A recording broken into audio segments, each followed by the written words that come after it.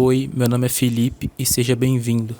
Neste vídeo eu vou fazer uma análise tática e estatística de como o Chelsea conseguiu vencer com facilidade o Atlético de Madrid, jogo válido pelas oitavas de finais da Champions League. O primeiro jogo, o Chelsea venceu com facilidade por 1-0, mesmo o Atlético de Madrid adotando um esquema tático muito defensivo. O Chelsea jogou na sua formação tradicional, o 3-4-2-1, com o Werner à frente ao invés do Giroud, dando mais velocidade, pois Thomas Tuchel sabia que o Atlético de Madrid teria que sair para o ataque e o Werner seria uma ótima oportunidade para criação de finalização nos contra-ataques. O Atlético de Madrid estava no papel com uma formação de 4-4-2, mas na prática a gente vai ver que não foi muito bem assim. O Chelsea trabalhou com saídas de bolas curtas. O Azpilicueta, o zagueiro do lado direito, avançava enquanto Zouma e o Rudiger ficavam cada um em uma ponta da grande área, e o Mendy mais centralizado. Já o Atlético de Madrid pressionava com três mais à frente, que era o Llorente, o Carrasco e o Luis Suárez, e o Kovacic fazia a marcação do volante, que era ou o Kanté ou o Kovacic, que vinha buscar a bola.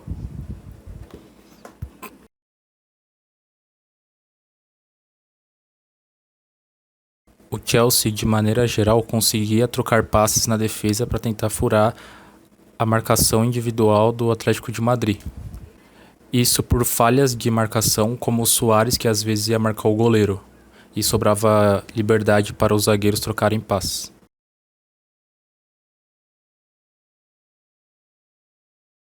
Era que a pressão aplicada pelo Luis Suárez nem sempre era eficiente. O jogador que teve maior número de sucessos e impressões no campo de ataque foi primeiro Marcos Llorente com 7, o Carrasco com 4, o Félix com 3 e depois vem o Luis Suárez com 2. Outro fator que foi fundamental para o Chelsea conseguir furar a marcação-pressão do Atlético de Madrid foi a liberdade com que um dos volantes que não recuava, que era ou o Kovacic ou o Kanté, ficava atrás da linha de pressão do Atlético de Madrid. Isso acontecia porque os dois volantes do Atlético de Madrid, Saúl e Koke, ficavam mais recuados, marcando os dois meias ofensivos do Chelsea, o Ziyech e o Havertz. Isso fazia com que criasse um espaço entre linhas, onde o volante que sobra do Chelsea ficasse com liberdade para sair para sair com a bola dominada. E uma vez que um desses volantes conseguia ter liberdade no meio-campo, ele conseguia explorar a velocidade dos três atacantes, Ziyech, Havertz e Werner, para fazer uma transição em velocidade para o ataque.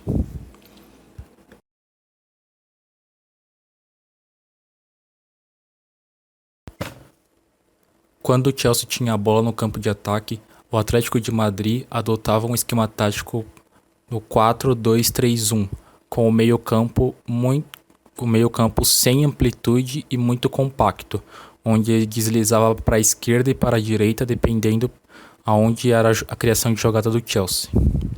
Isso acontecia porque caso o Simeone usasse o meio-campo 4-2-3-1 clássico, marcando com amplitude, a região central do Atlético de Madrid ia ter inferioridade numérica caso o Havertz e o Ziyech recuassem para receber a bola, fazendo com que a região central do campo ficasse com 4 do Chelsea contra 2 ou 3 de Madrid, dependendo se o João Félix ia pressionar ou não os zagueiros junto com o Luis Suárez.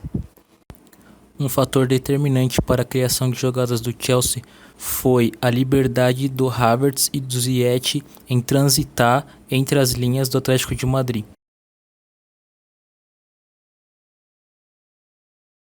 fazendo com que em algumas jogadas ambos estivessem no mesmo lado do campo, criando superioridade numérica. O lado que o Chelsea mais atacou foi o lado direito, e as principais jogadas vieram por esse lado também. Isso acontecia porque o Azpilicueta adotava uma postura mais ofensiva, avançando bastante e criando superioridade numérica do lado direito, junto com Reece James. Este é o mapa de calor do Chelsea, onde podemos ver que a maior quantidade de toques na bola é pelo lado direito. Aqui o mapa de passes chaves, onde a maioria também se concentra pelo lado direito.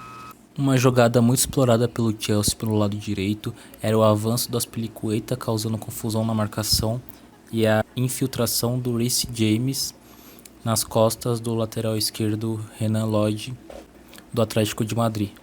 Isso daí gerou grandes oportunidades de cruzamento. 8 dos 15 cruzamentos do Chelsea foram realizados pelo Reece James. Mais um tipo de jogada do Chelsea que levou muito perigo para a defesa do Atlético de Madrid.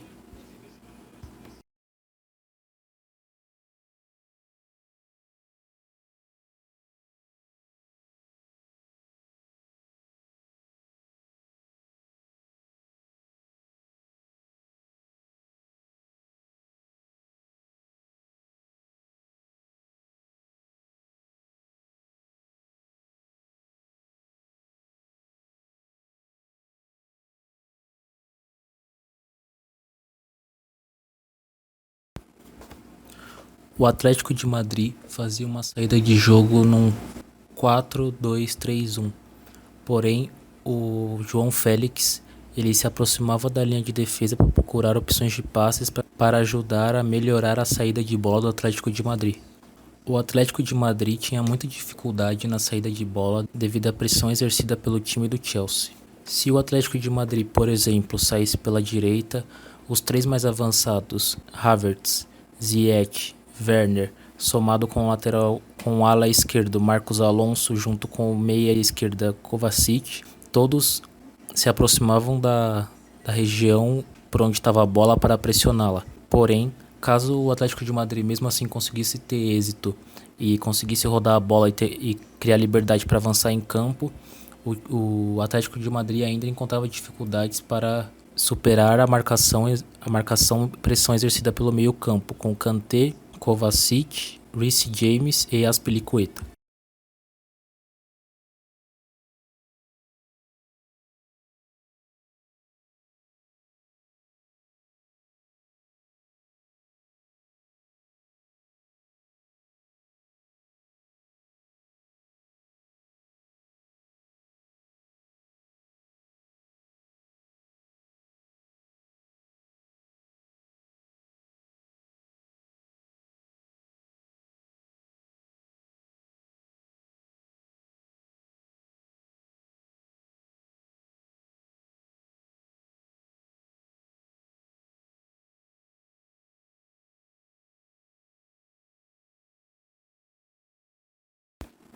Desta forma, o Atlético de Madrid teve a maioria da sua posse de bola do meio para trás e sempre predominando em regiões centrais.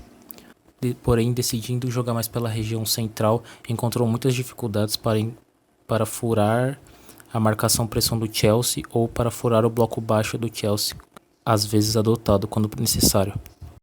Portanto, o Chelsea conseguia manter a maioria da posse de bola, pois conseguia furar a marcação-pressão do Atlético de Madrid, o que o time espanhol não conseguia fazer. Isso é evidenciado pelo número de sucesso de marcação-pressão dos dois times. O Chelsea apresentou um número de 38% de marcação-pressão bem-sucedida, enquanto o Atlético de Madrid apresentou um número baixo de 25%.